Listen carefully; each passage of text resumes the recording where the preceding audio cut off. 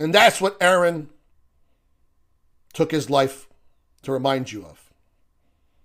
That our unbreakable bond with Israel should be broken for not just the sake of the people in Palestine, but also for Americans. Good morning, everyone. In this video, I want to address what happened in front of the Israeli embassy in Washington, D.C., because I really didn't pay attention to it the other day. Many people were sending me pictures of a person who lit himself on fire, and I couldn't identify the uniform, so I didn't know if it was actually someone from the U.S. military doing it or some person who just put on hunting gear and just protested what was going on in Gaza. I didn't know. So I kind of brushed it aside, to be honest with you. And frankly, I've been so busy with other things, I didn't give the attention that this deserved. But this morning, and I mean early morning because I was up doing stuff, my friend Marah called me all the way from Moscow. She said, Lucas, did you watch the video? I said, actually, no, I didn't watch the video. I have all these people sending me a picture of this man who lit himself on fire. Is this legit? Is this actually someone who's like, yes, this person was in the U.S. Air Force. I said, wow, he really, okay. She's like, watch the video. In fact, she goes, watch the video while you're on the phone with me. I said, all right, I'll watch the video. And I did. 3 minutes long or so, and I pressed play, and I sat there and watched it while she listened. And basically, this man says, what I'm about to do is an extreme form of protest. Now, we've seen this before when it comes to monks in the East who light themselves on fire to protest war in those regions. And so this American airman decides to do the same thing. He says, I'm going to engage in an extreme form of protest. And what's about to happen to me, he says, is nothing compared to what's happening to those people in Gaza. And this is what our leaders have made normal. And by leaders, he means traitors and scum, because that's what these people are. And so he puts the camera down, as you all saw, and he lights himself on fire after dousing himself with gasoline. And the people who saw that in person didn't know what to do. One guy pulled out his gun, another person said, get the fire extinguisher, put him out. But the most shocking part is that while he was on fire, you would think he would just run around screaming, ah! No, he maintained the message, free Palestine, while he's on fire, free Palestine, free Palestine. And then eventually he couldn't do it anymore and he collapsed. Very clear why he did it. But the reaction to this is almost as shocking as what happened to him. As expected, and to no surprise to me, Jewish supremacists and Zionists mocked him, saying, oh, all the Hamas supporters should try this out. Others saying, well, he's a Hamas supporter, mass rape supporter, so on and so forth. One person, Laura Loomer, him. He's mentally ill, him.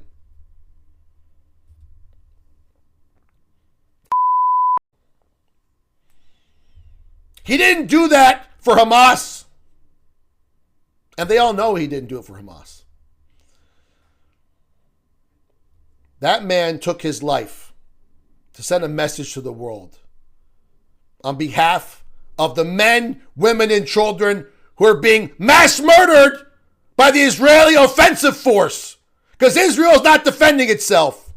Israel's been on the offense for 75 years.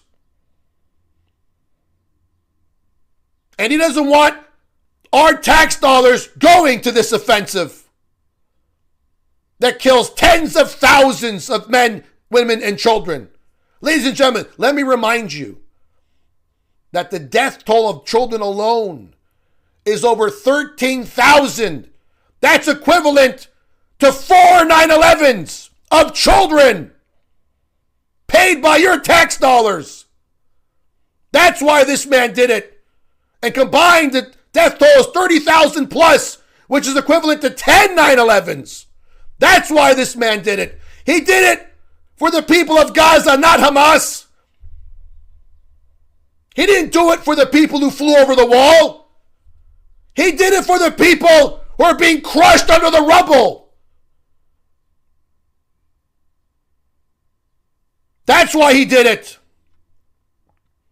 And these American Jewish Zionists and traitors are mad because he didn't die for Israel. If Aaron Bushnell lit himself on fire and said, "Free the hostages! Free the hostages! Free the hostages!" they would build a shrine to him in the middle of Tel Aviv. Hollywood already would be working on a script for a new movie to honor him. But because he died for the people of Gaza, they hate him for it. Because we Americans, we're supposed to die for Israel, no other country. So they have to mock him, just like they mock dead children. There's a Telegram channel with over 126,000 Israelis and Jewish supremacists that mock dead people all day. Babies even.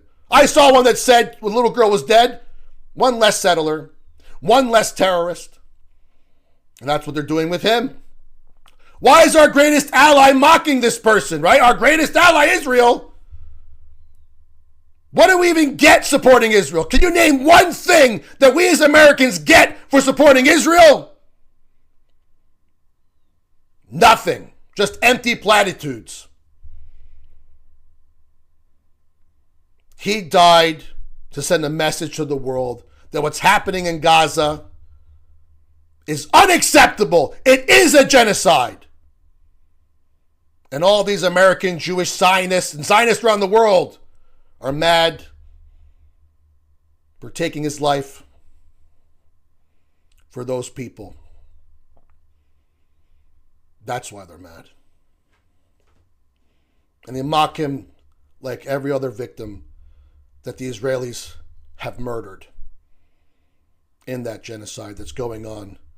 Sponsored by our tax dollars. Promoted by our leaders. All of whom are traitors.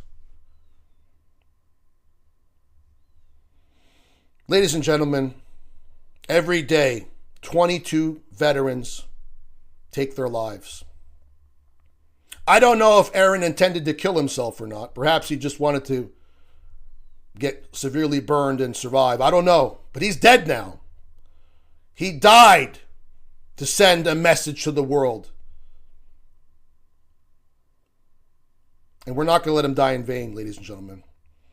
We are not going to let him die in vain.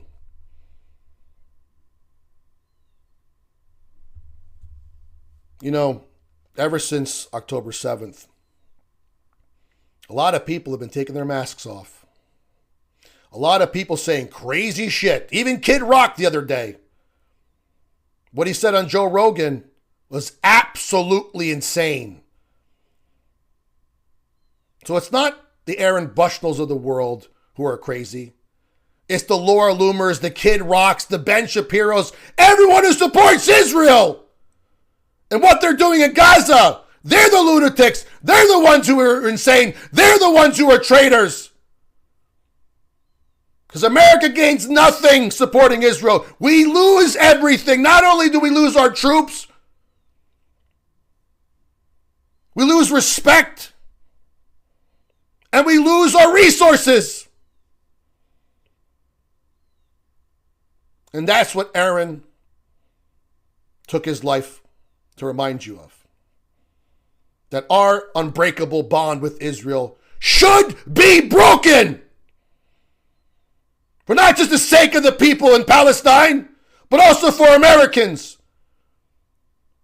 And I agree with him.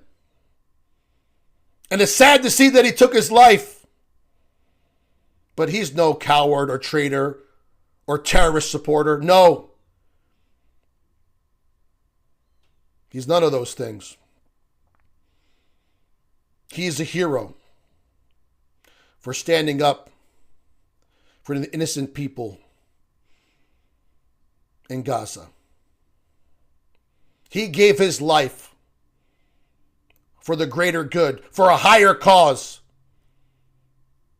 And he will not be mocked by the scum and the snakes who lurk among us, pretending to be patriots of this country, when in fact, they're only shills for Israel.